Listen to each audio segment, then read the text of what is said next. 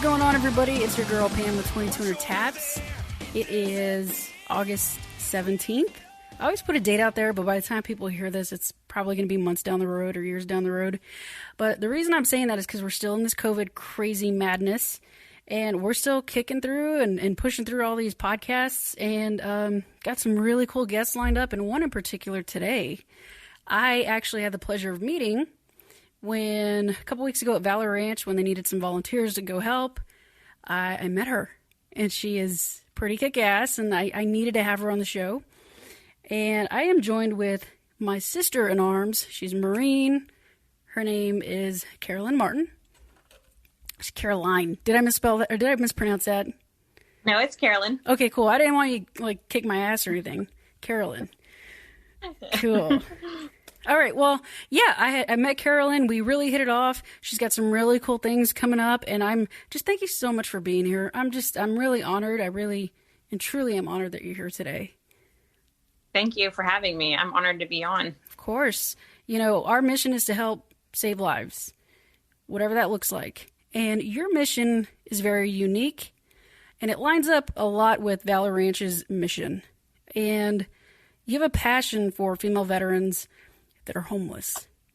And we got to talking about your story. I'm like, I need to have you on. So this is a blessing. And I can relate. I can identify because I was homeless there for 3 weeks. But still sleeping in my car and peeing in a cup and picking up a part-time job at a gym just so I could shower. There's a lot of stuff there. And I wanted to hear your story on why you have so much passion behind this. Although we've shared a little bit, but I really want to get the listeners an idea of who you are and how it all started for you. So you can take as far back as you want and go childhood, or we can go straight from when you joined the service. And guys, forgive me if I sound like I have a frog in my throat. I've got chronic bronchitis, it seems. So my voice sounds a little goofy today, but bear with us. Yeah, so if you could take us back to as far as you want, I'm all ears. So it's all ears. So I was originally born in Corsicana, Texas, which is the start of East Texas. And literally, I'll take you all the way back. So I was born out of wedlock, and at 6 months, my mother took me and to North Carolina.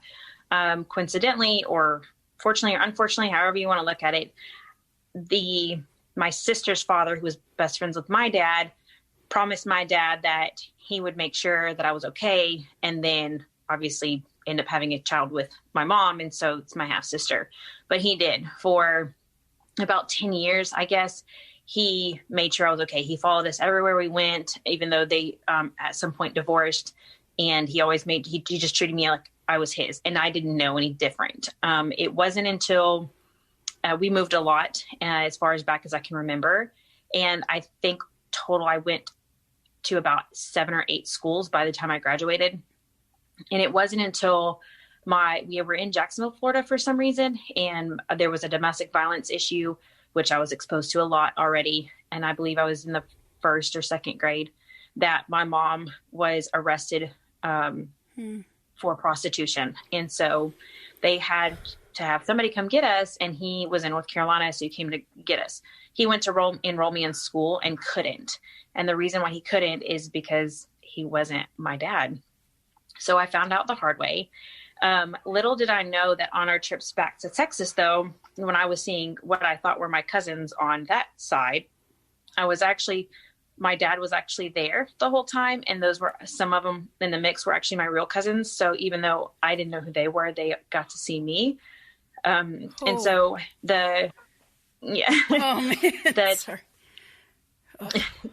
man.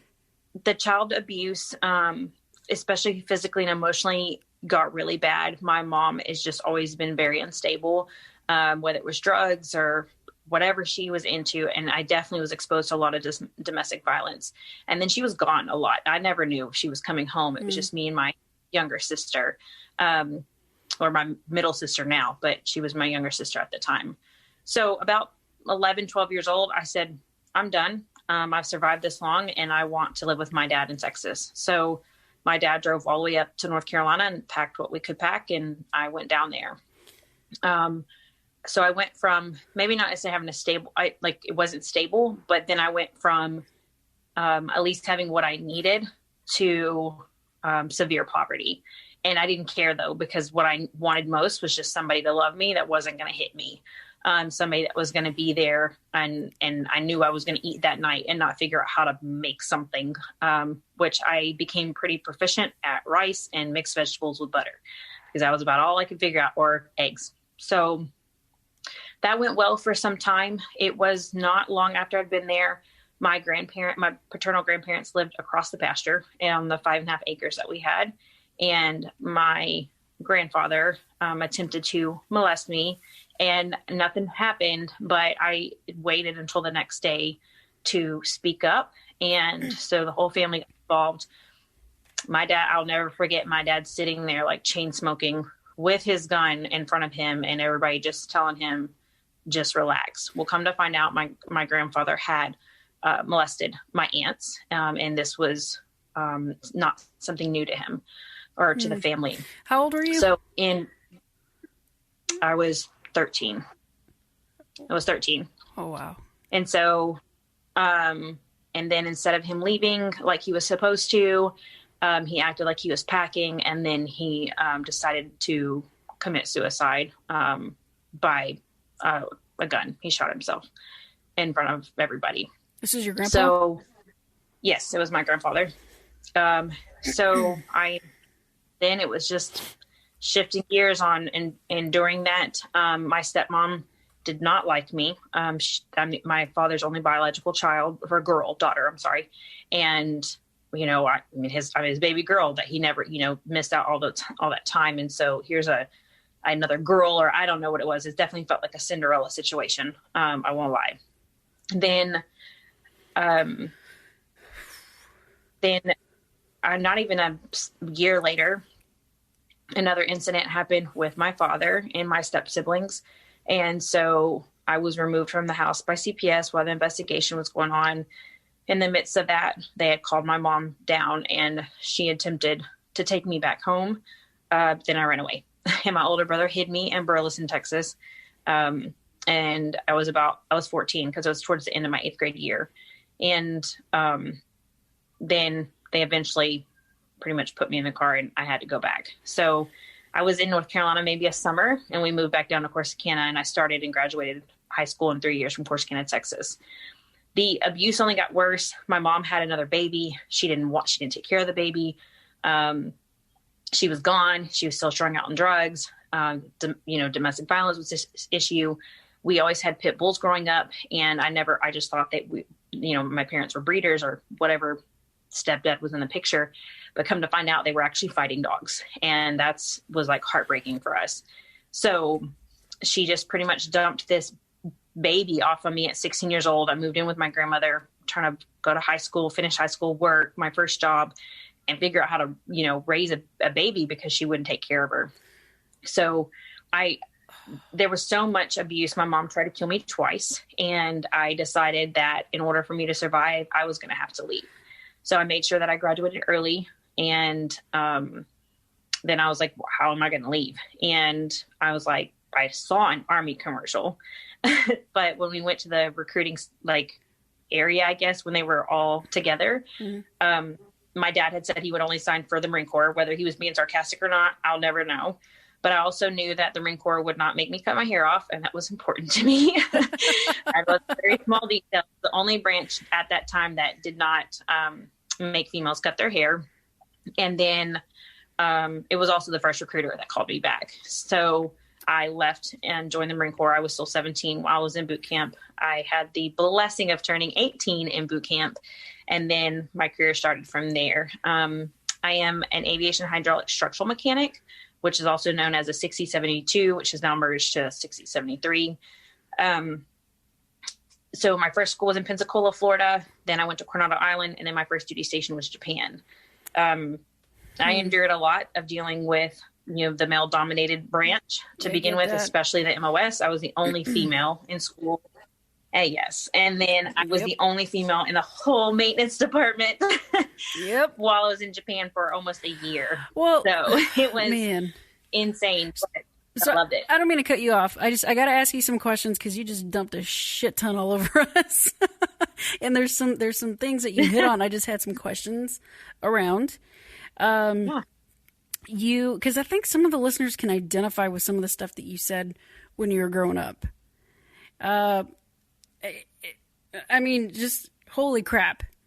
You guys, I'm trying to not swear, so my swear jar is already like tipped over, so I'm really trying not to swear here. But you said that your grandfather committed suicide in front of everybody. Did you see that?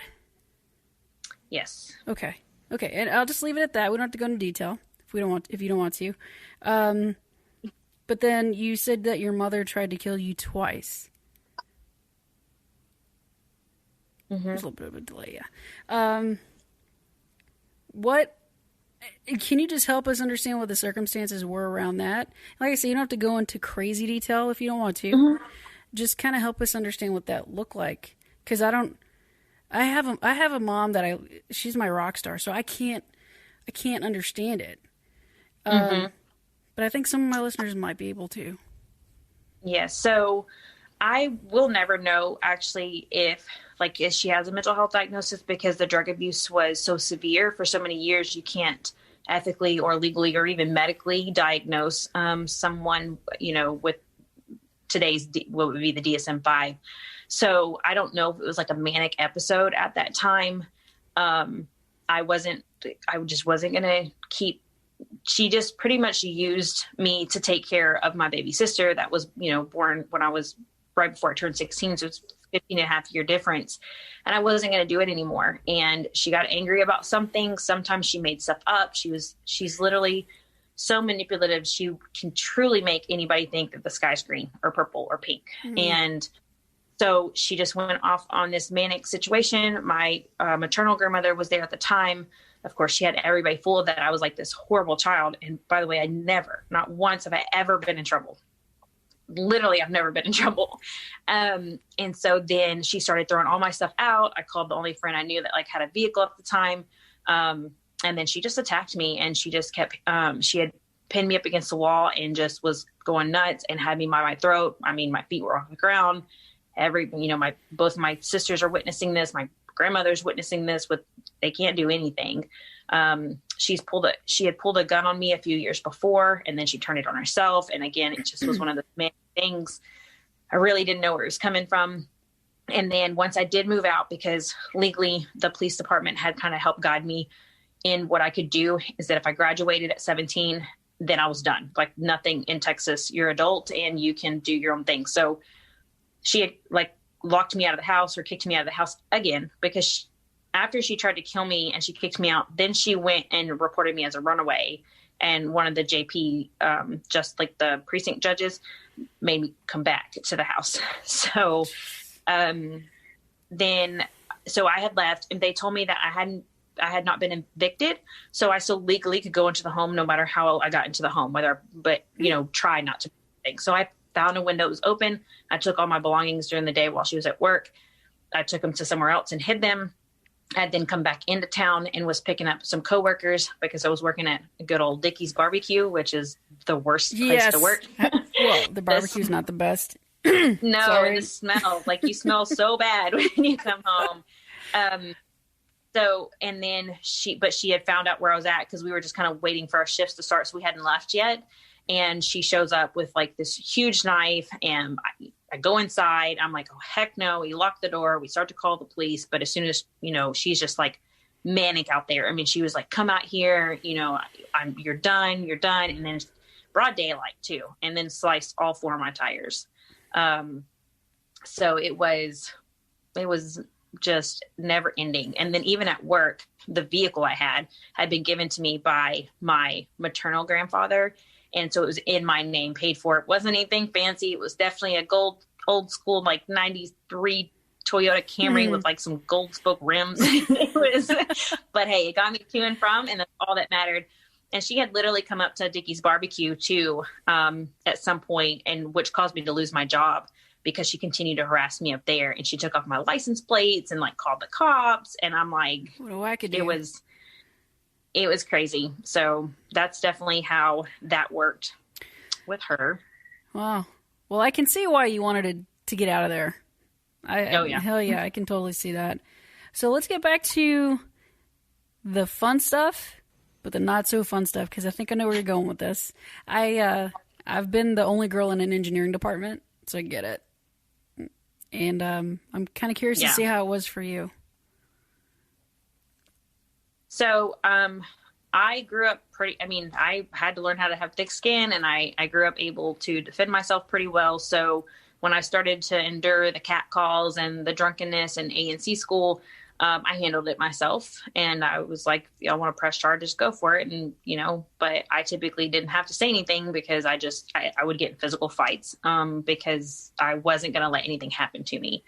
Then when I got stationed in Japan, it was pretty good at first. I mean, I was nervous, and I was obviously still so young. I was still only 18 by the time I was stationed. But that first year of being in Japan, my staff in CIC at the time started pulling me into production control, which is just a small office, and asking me like sexual questions about like just what I liked and sex toys. And honestly, I was naive to that stuff. So I'm like standing there like a frozen.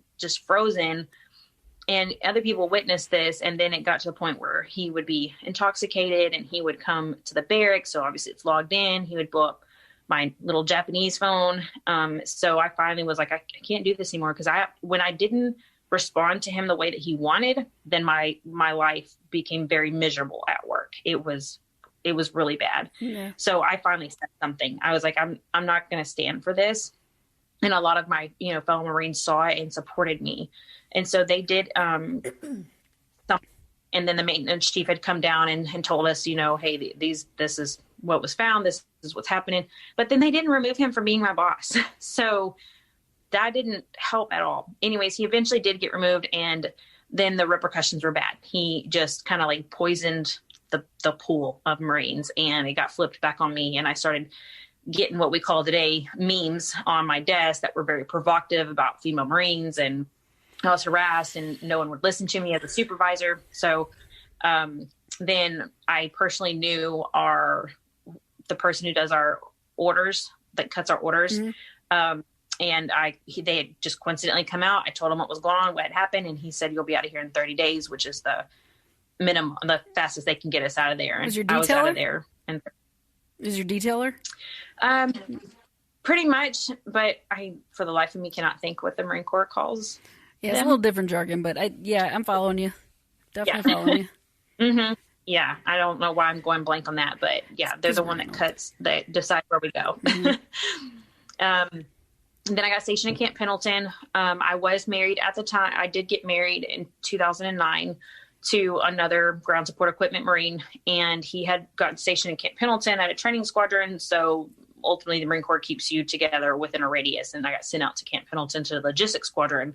And I was really excited to be able to work with females and just be back in the States. And with some of my peers that I actually went to school with that were, I was really close with and had kept in touch with. I got out there and was pretty successful. I dealt with things here and there. Then I went to Afghanistan.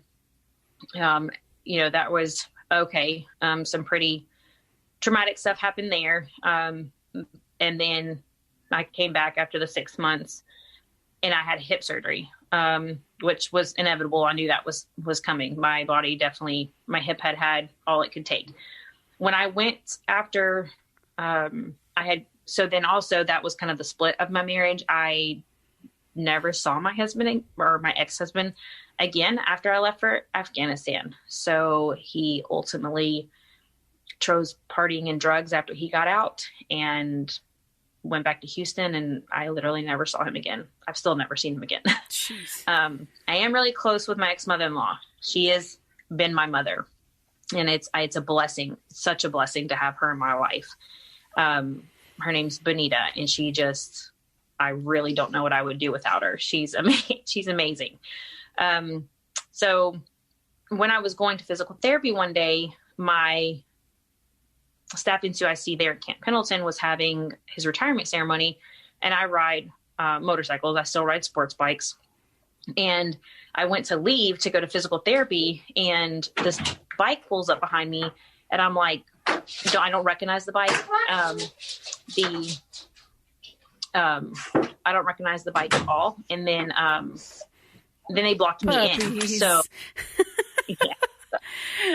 Our kiddo just came in, guys, and that's how it is, man. It's live, and that's how it's gonna be. What's up, dude? Yeah. Say hi. Hi. So this is my youngest, Gabriel. Gabriel. He's 4 and going into pre-K. Y'all can't see him, but he is a cutie. Okay, can you go out for a little bit? Take the dogs with you. Thank you. Puppies. So I didn't recognize this motorcycle, and I'm thinking, okay, you just blocked me in. And I heard him say, "Look who's looking good, Dixon." And I just remember my feet freezing. Like, I remember just literally, I couldn't move. I could not move. I didn't see him yet or anything. My feet just felt like they were concrete. And then he took his helmet off, and I just didn't even know how to react. He had been promoted. Your old boss? He was yes. So much for that, whatever it was. And he had been promoted, and he was over the the squadron guns down at the Miramar Air Station. And he had been promoted, and he was there for the retirement ceremony. Hang on. Okay, guys, so there have been, just time out. We've had 2 Coast Guard rescue swimmers come out. One's a female, talked about sexual harassment, which I'm trying to get on the show, fingers crossed. And another one, his wife got groped, and there was a whole bunch of shit that happened, and it wasn't good for either one of them. So you see this a lot, and you hear this a lot. What you're saying about him getting promoted and all this other stuff, you know? Like, this is a prime example of the broken system that's there for all of us. It's broken. Anyway, I had to put that out there because it's all over the place.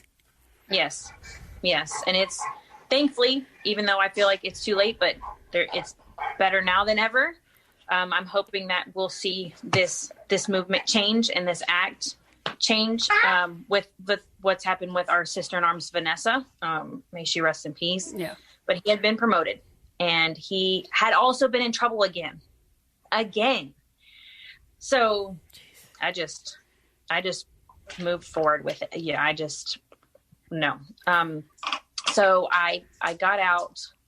I did end up getting out completely in July of 2012. So because I'd done a 5.5 year contract, I extended to be able to go on deployment. As soon as I got out, I went straight into cosmetology school. I have no idea. I was just like, let's do this. And I don't know. I just found if you saw how bad the hair, it was rough. And to see the transformation. But the Marine came out in me. I ended up being the head of every club, the president of student council, over 300 women. I ended up on the first one to ever graduate with 100. Like, my average grade was 100, and on honors and dean's list, and then got my license, and I got remarried to my current husband, Trevor Martin, who was also in the Marine Corps. We got stationed in Rome, Michigan for recruiting. And then, let's see, when I was up there, pretty much I was terrified to go to Michigan, but I ended up finding that my mom's side of the family, the older generations were up there. And so that was really neat because they're from Malta. So I'm only the 4th generation to be born in America. Oh, wow. And I really thought that was cool because the generation that would be like my great grandpa's generation, mm-hmm. His siblings are still alive, some of them, and they speak Maltese. So, wow. And they're very, very, so it was really special to be able to meet them and be a part of that, because I didn't really know what like an intact, loving family would be. So I loved it. I ended up finishing my undergrad in psychology. I graduated from Catholic University, Siena Heights. Then I also, so Siena Heights. And then I had my daughter there in Monroe, Michigan in the middle of the winter. Oh, wow. So let's see. And then my husband got out of the Marine Corps while we were there. And so I'm trying to think. And then fortunately, I got pregnant pretty immediately. My children are only 11 months apart. So I have Irish twins. And the little man is right there with you. Yeah. So I moved, we moved back to Texas in the middle of me being pregnant with him and having an infant. So,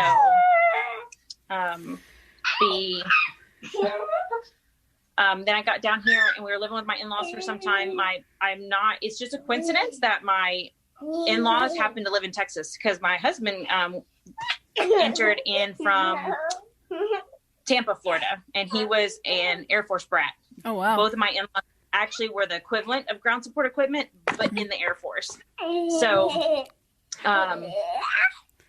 they just happen to live here in Saginaw, Texas, and it's been great to have them here. Awesome. Yeah. So I'm so sorry. You're right. Do you want to pause? We can pause. Yeah. Let's pause. Sorry.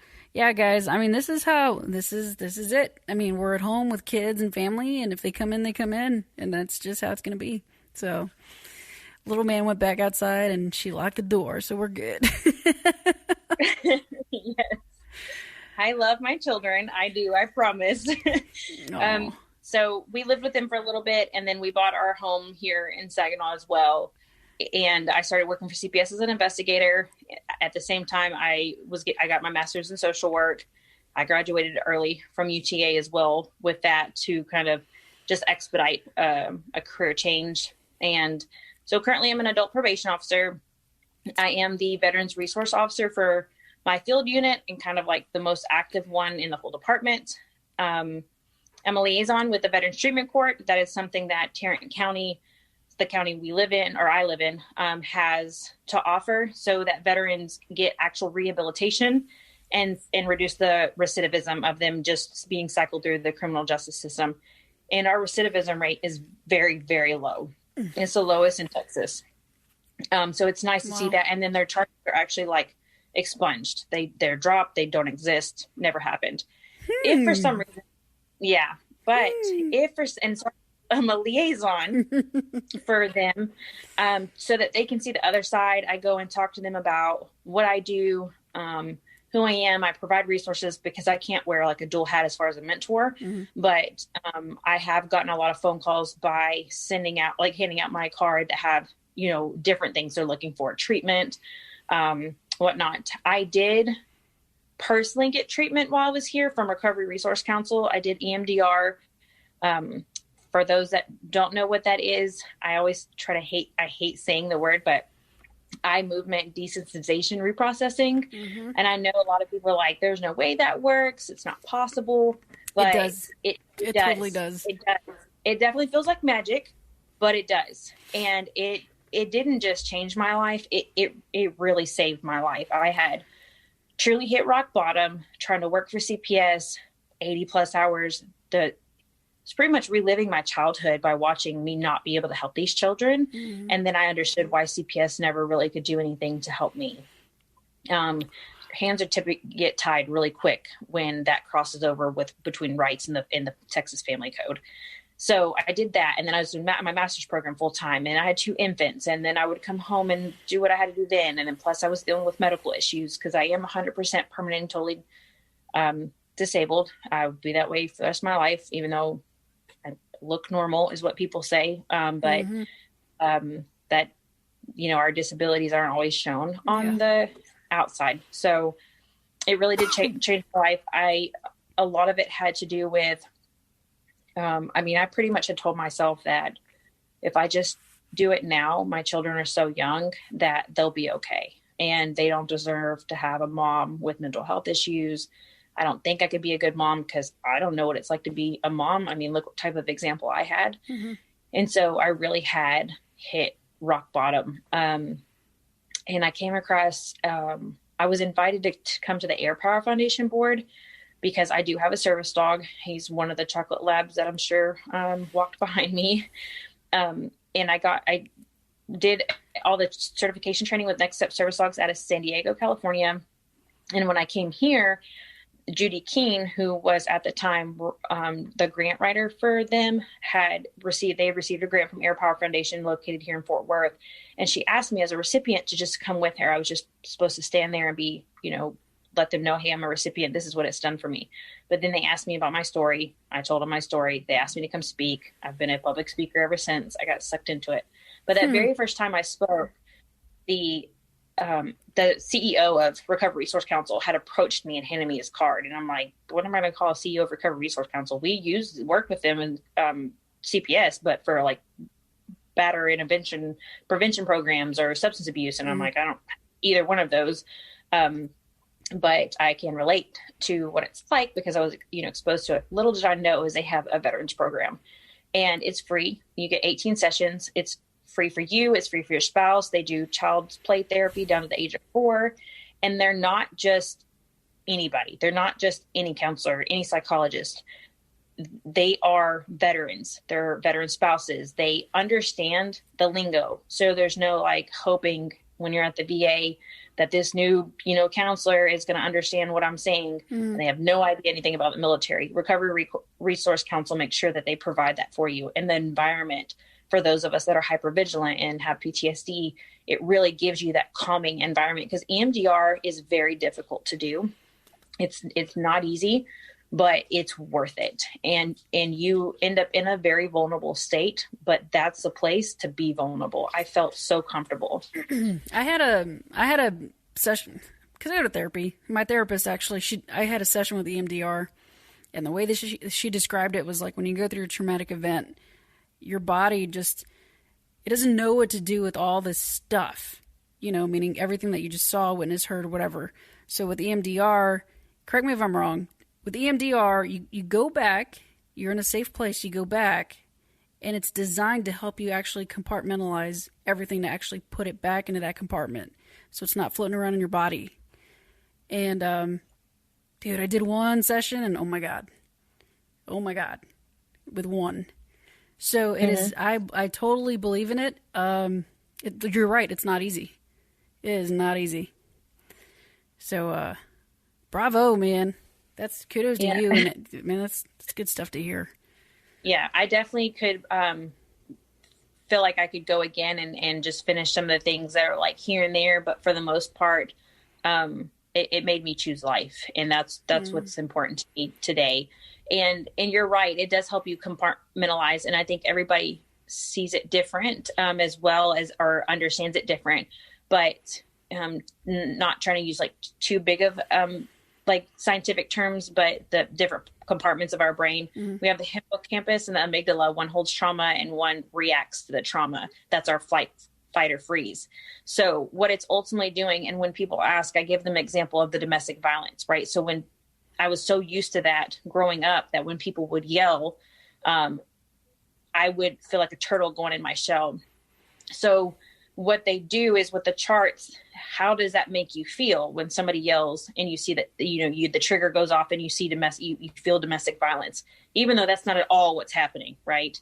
Most of our triggers, something loud goes off and we think bomb, we think something, and it's just a trash can or a door slammed. So what happens is that you're processing being back in that situation. You go back to that situation, you see it. I'm a very photographic person. So I see it and I put myself back into it, and you have to endure that again.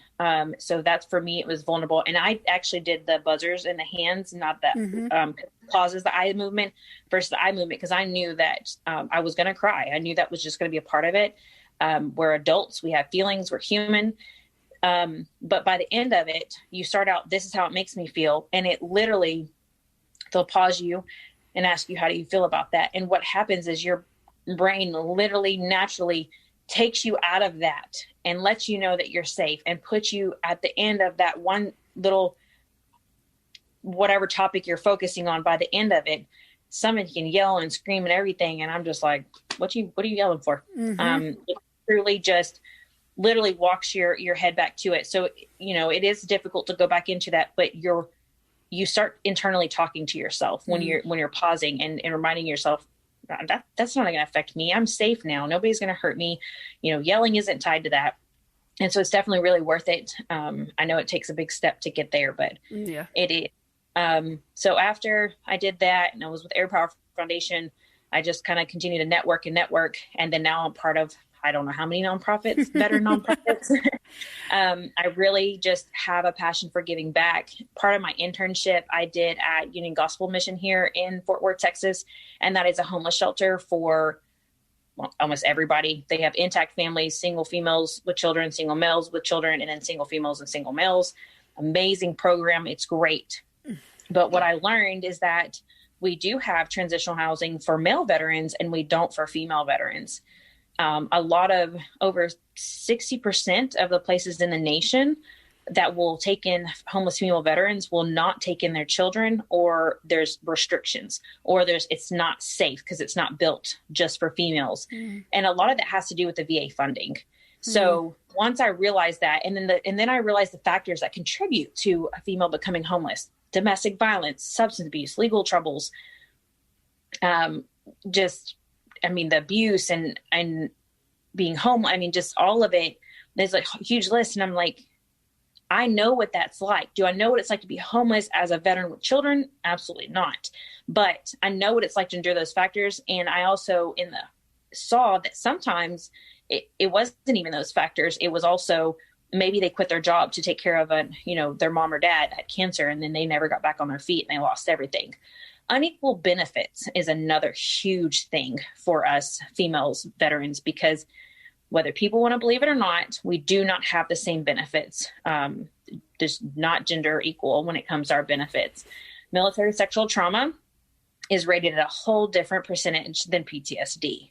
And it's ultimately the same. You have PTSD from the trauma, whether it's sexual or physical or it's war, it's hypervigilance. And so we're seeing that a lot, and hopefully that's really starting to change. But when I found out about Final Salute Incorporated, that's when I'm all about research, which is why I have a master's in social work. I could do research all day. And so when I started to see the statistics, that's when I was hooked. I help veterans in all ways, shapes, forms you can imagine. But then this really hit home for me, because I do know what it's like to be homeless and have a stable home. And I also know what it's like as a child, and it's not their fault, and they deserve better. And our sisters in arms who have sacrificed, so much for this country and served this country deserve better. And I wanted to be a part of that. So I told myself that if I could get involved and I could get more insight on it and maybe be in a position to make a bigger difference, that I definitely would get involved with them. And I did. At the same time, with here locally with Valor Ranch, where I had the honor to meet you, is, that's also working with homeless female veterans. And that's so important to me to see that happen. And I'm so excited for Valor Ranch. I think what they're doing for women is great. I can only imagine how grateful those women are going to be and what it's going to do. It's going to change their lives, and we need more of that. So yeah, we do. Otherwise, we definitely do. I want to hit on some of the nonprofits that you're affiliated with, but what I want to do is kind of go back a little bit. There's one in particular that I know helped save your life, like specifically saved your life. But I'm kind of curious. We talked about you were in a really dark place, and when was that? What did that look like? And what was your ultimate, this has to happen or I'm done? What was the time frame around that? Did you have the kid? You already had the kids, right? Correct. Okay. Yes. So I had both children, and Gabriel would have still been an infant or maybe one. So we're talking about 2016, probably 2017, around that time frame, because one was born in 2014, one was born in 2015. And so I remember him being able to at least walk, or getting close to that. So, I just mentally was just exhausted. I was depressed. I couldn't get help. I had tried, through the VA. I had tried medications for years. Was currently, cycling through medications, and I just was unstable. I don't even know how I was putting one foot in front of the other, and somehow I was, but I was tired. And because I couldn't be fixed, I couldn't figure out how to fix myself. And I kept trying and trying. I said, I literally made that first speech talking about how my service dog helped the first time I went into a dark place, because it was just me and the dog, only to be standing there in front of everybody still completely with suicidal ideations. It was dark for me. I literally couldn't stay awake, or I was crying, still trying to do my job. But I spend a lot of time in the bed. I found myself detaching from the kids, and my husband, he's a great caretaker. He's an amazing person, but he didn't see it. It's almost like he wasn't able to even wrap his head around it, or it was almost like it wasn't happening. And I never said anything. And so for me, I was literally just done. I had already, walked myself through it, and had made a plan. And then, even though I knew I was going to be speaking soon about it, and literally, my plan was there, and I was ready to go through with it. And that card was handed to me. And when he told me that there was something out there, to me, that is what was a sign. Taya Kyle, the widow of Chris Kyle, the most deadliest sniper, calls it divine intervention. She's a very God-fearing woman. I am too, but I can't even be on her level. We are really good friends, and I love her to death. And it's true. It definitely was divine intervention for Eric Niedermeyer to hand me that card that day. That's what changed my life. And I couldn't imagine not being here without my children and giving them what they have today and seeing them grow into the children they are. I love them to death. I can't deal with my own attitude sometimes with my daughter, but I truly, whatever higher power, spiritual that somebody whatever they believe in, not believe in, internally, that you're here for a reason. And I've been impacted by suicide, and I know how bad it hurts to be, have to experience that and not have that person in your life anymore.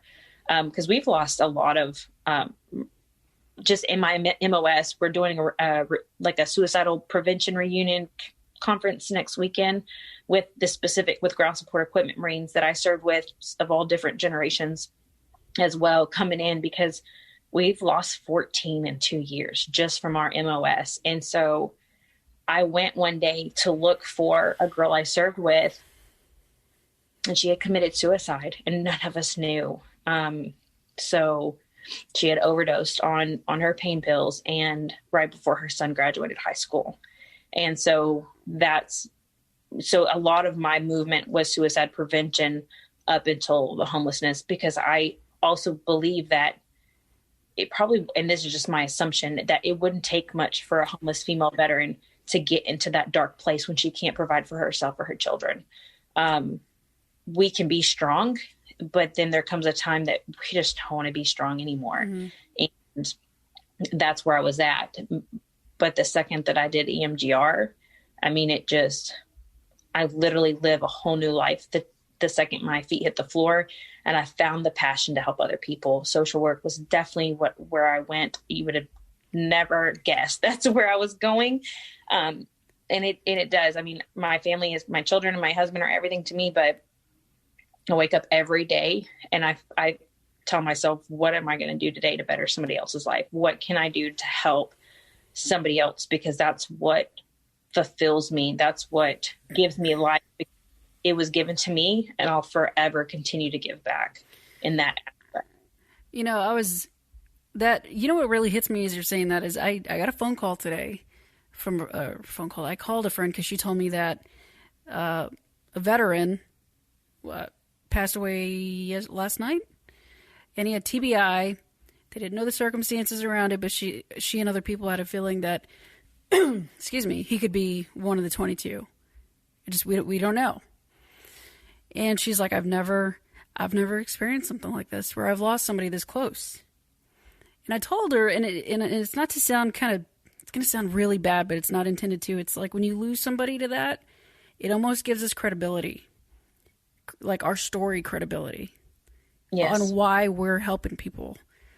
So when you say, you're in social work, which I think is amazing, I think that's just the coolest shit ever. You're, in CPS, and if you look at this, you're in a field that your childhood kind of took you to. Like, you have all this credibility because you have a story. And your story is going to give you that credibility. Not that you asked for it, but you have that credibility to pass it forward to another child, another parent, somebody who needs to hear that. So the connection's there. Right. I just think when you were saying that, I'm like, oh my God. You can't make this stuff up. Like, this is the coolest, and it is a divine intervention. When he handed you the card, you had to go through what you had to go through, but look where you're at now, right? Yes. It's the coolest shit ever. Yes. Man. So thank you for sharing that. Absolutely. It's really, really cool. Now, we got about 15 minutes. We can cut it short. We can go a little over. But there are a couple things I do want to hit on for sure. The nonprofit organizations that you have your toe in, there's like a ton of them. And yes. We have a lot of mutual friends. So the first one I want to talk about is Valor Ranch, which you brought up. And I'm on the board. I'm kind of in and out, but I'm on the board. Carrie Ann and Josh, man, I've been around since before this thing was even a thought. And it's the coolest thing ever. So how did y'all get connected? So I remember, I remember somebody just talking about her. I cannot for the life of me how it went back. And maybe it was Rick Irving, which is a really well-known veteran photographer around here. If there's a old glory around, he's going to be there taking pictures, and I don't think he sleeps. I'm pretty sure he kind of told me about Carrie Ann, and then just kind of what, at that time she was a part of Coin Project, which I was familiar with. And then I actually got to meet her in person, which was almost like meeting a celebrity after I'd heard so much about her at the Texas Veterans Commission annual conference that we had. And I just soaked it up. And so then I just kept digging and learning for her and watching her. And then I got to see what she was doing. And I started to hear about Valor Ranch. And this was still something she was hoping to do. This was before she had received the grant and different things. And so then once I got to meet her, I just kind of followed her and kept up with her.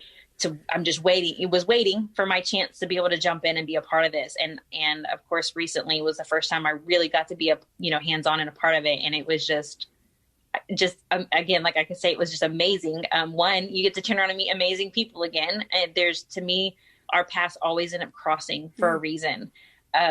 For example, one of the GSE Marines I served with, he shared something from, a page, and it helped with fundraising for something. And then his mom had donated.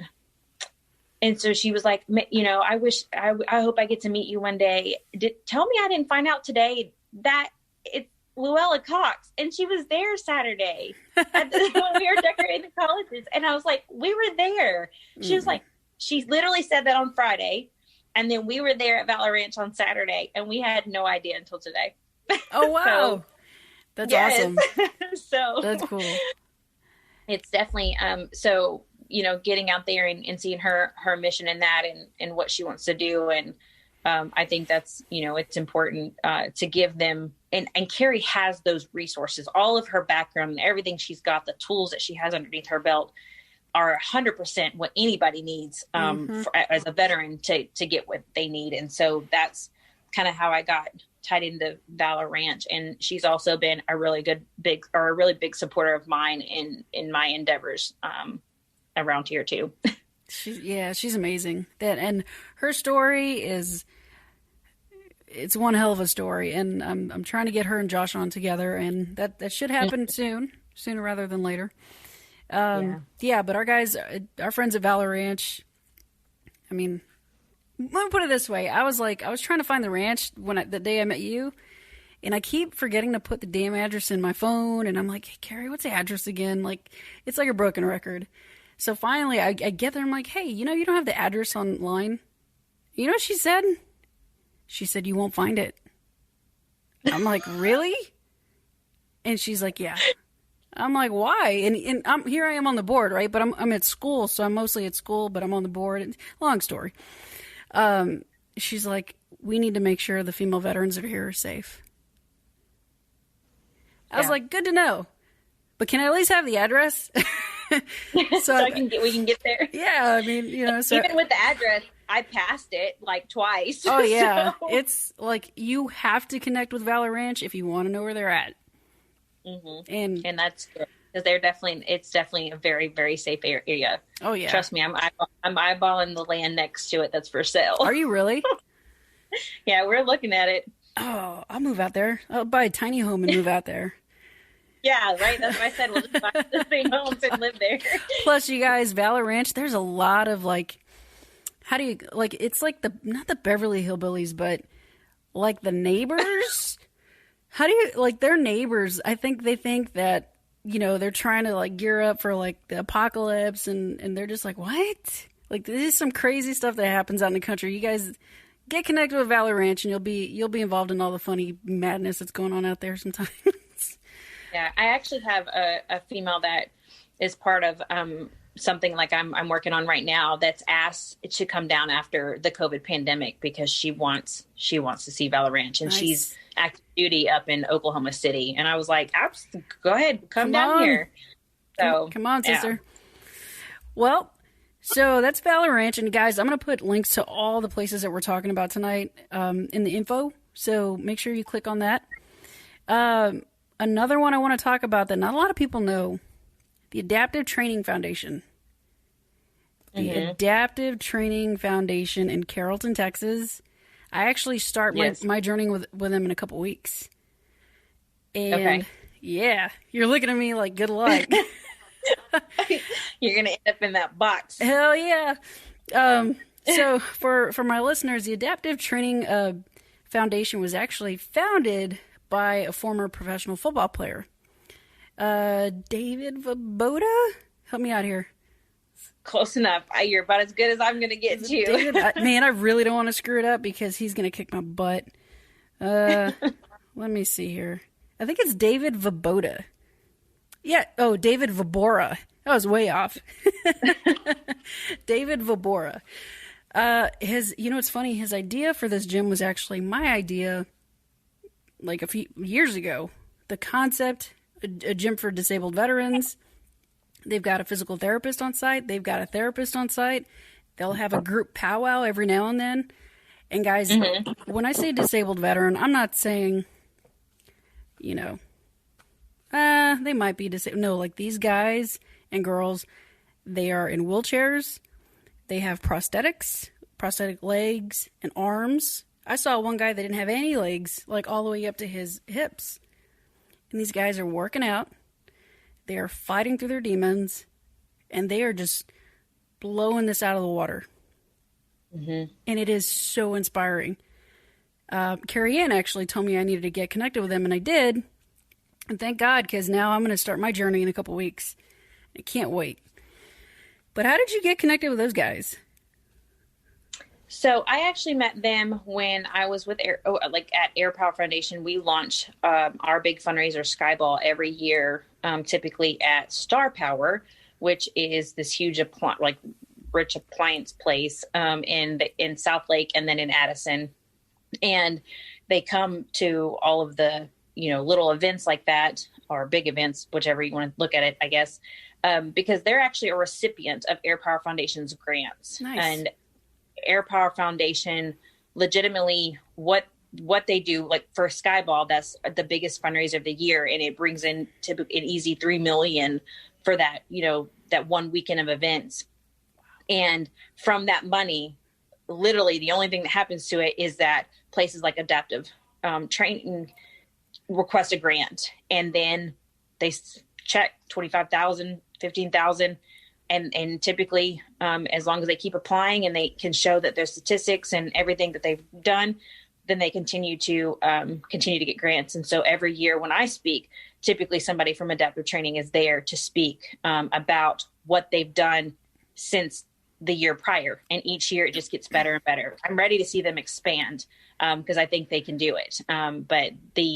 So that's how I got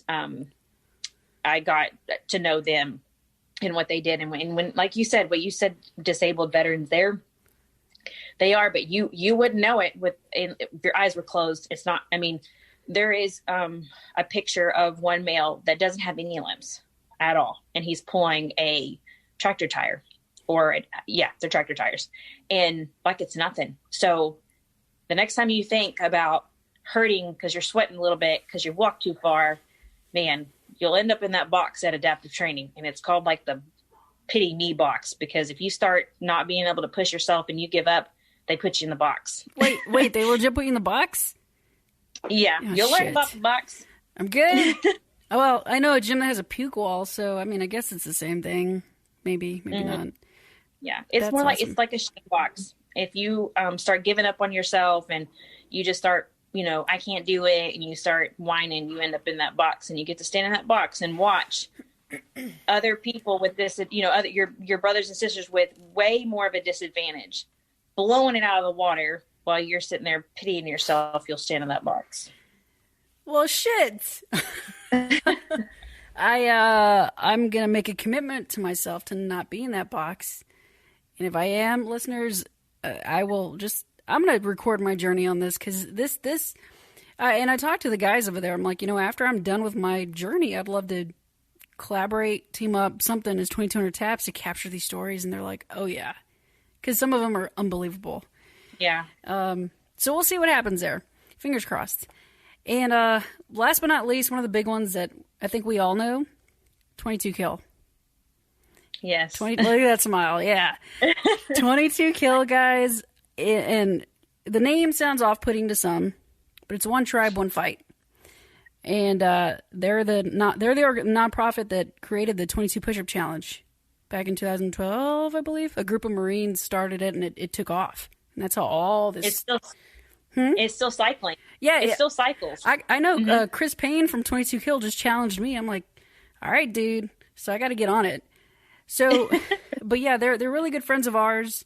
How did you connect with those guys over there? When I originally wanted to do this reunion, I keep calling it a reunion because that's what we're ultimately doing, is getting together. Mm-hmm. A Marine saw my Rick Irving, our amazing photographer for the Metroplex, recorded me without my knowledge at speaking. One of the Marines saw it. They reached out and they, said, hey, I can relate. Same things happened to me since I've gotten out. And I said, okay, well, what would help you? What would help you in this situation? He's like, getting together. Like, I feel isolated. I feel detached from everything that we used to have, that brotherhood, that camaraderie. And I said, okay, well, what about a reunion? Like a get together. So I thought maybe, a couple Marines, 10, 12, maybe. There's a lot of ground support equipment Marines that I started with in Texas, probably enough to be a platoon.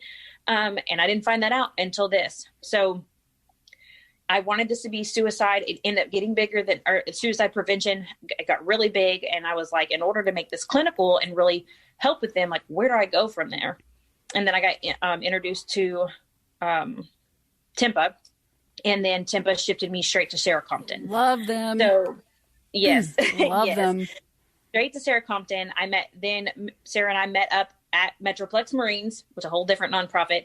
And we kind of collaborated, and we've worked together ever since that whole thing. And I've done everything with 22 Kill. So they're actually going to be providing the clinical portion. Jake actually is going to be providing the clinical portion of the reunion to provide that and the packets and everything. Because yes, it'll be a reunion. It'll be us getting together, but we're also going to provide them the resources and stuff they need, because we've got Marines flying in from all over the United States. And I'm really excited about it. That's how I got linked up with them.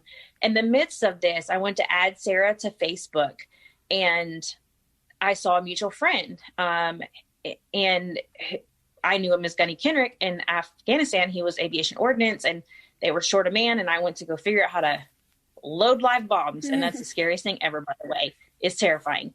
So I reached out to, now retired First Sergeant Kendrick, and I was like, how do you know Sarah Compton? And he was like, her husband, Jonathan Compton, was my best friend. Oh, wow. And he said, matter of fact, he said, matter of fact, so he went groundside, and that's why he's a first sergeant. And obviously, Jonathan was a first sergeant too. And so he actually stayed with Jonathan and Sarah the whole week. And the second that he went home, he's from Troop, Texas, out in East Texas over by Tyler, owns a phenomenal ranch out there himself. And he went home, and that night, Sarah's husband, Jonathan, committed suicide. And you talk about stuff that comes full circle, just comes full circle. And so again, I'm now in the hands of somebody. Gunny Kendrick really took care of me in Afghanistan when that part of the trauma that I'm just not in my life ready to go through, because that was probably the worst. He took care of me. And so then to know that now I'm working with Sarah, somebody that, is really close with him. And again, it coming full circle has been phenomenal. And so the last thing I got to do with 22 Kill with all the pandemic is we walked 6 miles in the rain for Memorial Day. And I just walked 6 miles with her and her daughters and her friends, and soaking wet, and did it so again, it's important for us to, people to understand 22 Kill, but what we want to do is kill the number of 22, because that's still the statistic, and it's still not changing. And so 22 Kill, I think, is going to be everything they do. They are going to be what changes the statistics. I'm excited. And I left them for last because I did want to bring something up about them. Dan and I have gotten close. Dan Lombardo. I love Tampa. I love Sarah. And I go to school at Media Tech Institute, which actually helped me launch this whole platform. The coolest school ever.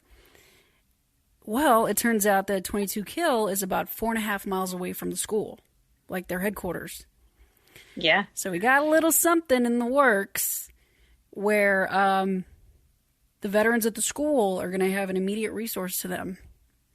And the instructors at the school are going to be able to get some help from 22 Kill on how to handle veterans if we have a meltdown, if we're falling off the handle, because a good percentage of the school is veterans. So they've been able to come check out the school. Yeah, it's the coolest thing ever. That's neat. It's really the coolest thing ever. Nothing's set in stone yet. Nothing's, signed off, contract, none of that stuff. We're not there yet. But I do know that the school and 22 Kill have a really cool relationship forming, and I am so excited to just be a little part in that, because I can't wait to see what they're going to do to help the veterans at the school in addition to, so I'm so stoked for that. And we love those guys. Tampa and Sarah, I actually want to get them on 22 on the podcast. I already had Dan on the podcast in season 2. Our little DFW community is really cool. How we're all kind of intertwined. Yes, it's amazing. Gosh, it's amazing. It's really cool. And it's, I think, was it Carrie Ann that said Dallas-Fort Worth has the highest percentage of veterans in the state of Texas? Or something like that. Yeah. Yes, that, and they're also have the majority of homeless female veterans. God dang. Yeah, so, but what's comforting is to know that we've got people like you, people like Carrie Ann, our friends at 22 Kill, Adaptive Training Foundation. We have all our little people spread out to catch our sisters, to catch our brothers, to catch people that are hurting. And to include yourself, don't leave yourself out of that. Me too. I'm small, but I'm gonna be mighty. That's my goal. That's all that matters. But I honestly can't do this without people like you guys coming on and sharing your stories. And to be honest, I was a little rusty in the beginning because you started putting it on me, sister, and I'm like, oh my God. Hang on. I'm like, cause it's been a little while, but I really appreciate you being here. You have no idea. So I think we're all good. I just, real quick before we wrap up, where can people find you? Because you got some really big stuff coming up that we didn't even talk about. And True. One of the things is, I'm going to just touch on it. Miss Veteran America. This little thing. So I know it's not a pageant, it's a competition, and I know we can't really talk too much about it just yet. It's a little teaser. But if you could just kind of give us an idea of where you're at now, what's happening for you, where can people find you and support you? Okay. So, yes, I am a finalist for Miss Veteran America. And Final Salute Incorporated is who hosts that. And ultimately what we're doing is competing to be the advocate, the face to support Final Salute Incorporated in their efforts to provide safe and suitable housing for homeless female veterans and their children. So, as I'm competing, and there's more details online about that. I have a Twitter page that's required and a Facebook page that's required. And then I made my own Instagram because I like Instagram and I'm not really good at tweeting. So if you want to follow me on Twitter and give me some guidance, I'm all about it. But both my Twitter and my Facebook handle is, you would just type in @Karalyn, Karalyn, M for Martin, 4 MVA 2020. I know it sounds kind of complicated, but they just first name, last initial, 4 MVA 2020. And then it's the same on Instagram, except I have it as Kara for MVA 2020 because I've always gone by Kara. And so it's like a Kara Karalyn. I'll answer either one, but those are the 3 ways that you can find me. And of course, at any time, reach out, and I'm willing to help no matter where you're at in the nation, the world. I'm here. Well, I thank you for being here. And you guys, get ready because I am going to try my hardest with Kara's help. Hopefully, fingers crossed. Maybe we can get Chris Kyle's wife on here. Yes, maybe we I can, will talk. maybe we could do like a little 3-way, just a formal introduction, and just see where she's at today. So and she's very powerful. She's very inspiring, and she's amazing. And so we'll work on it. I'd be honored. And you know what? If we can make it a live event, that would even be cooler somehow. I don't know how COVID's going to react, but we'll figure it out. Well, she has a special take on COVID, but you're more than welcome to join us at the reunion. I will give you that information since it is, once it's closed, which we've closed registration for it. It's a safe environment. So we've closed off the specific information, but she will be there speaking. So I will next weekend? Yes. Oh! So woo! If you're available, we'll do that introduction. Yes, I will not miss this for the world. I think, this is a big opportunity for our little podcast, my listeners, for us to just kind of tell her that there's a safe place, with our podcast for people to share their stories and just put it out there, man. Because we're in 14 countries. My little podcast is in 14 little countries. Or little. That's amazing. Yeah. So I don't know where it's going to go, but I couldn't have done it without the listeners, my guests. And, man, if we can lock her in, that'd be like one of the highlights of my life. That would totally, of this little podcast's life. Yeah. But I really appreciate you having me on. It was great to be a part of this. I'm so excited that our paths cross and that you invited me to be on today. Absolutely. Thank you so much for being here. And guys, if you enjoyed this episode, man, go check out the links. Like I said, they're all in the info. I'm going to put links to them. Go follow our girl Kara. And God, I'm almost like speechless because she just invited me to like one of the coolest events ever. But no, seriously, guys, I appreciate you guys. I love you guys. Get ready for season 4. I don't even know if we're going to get to season 4. We may just extend season 3 because this COVID thing is just going. So just enjoy it, man. And hope you have fun. So we will talk to you later.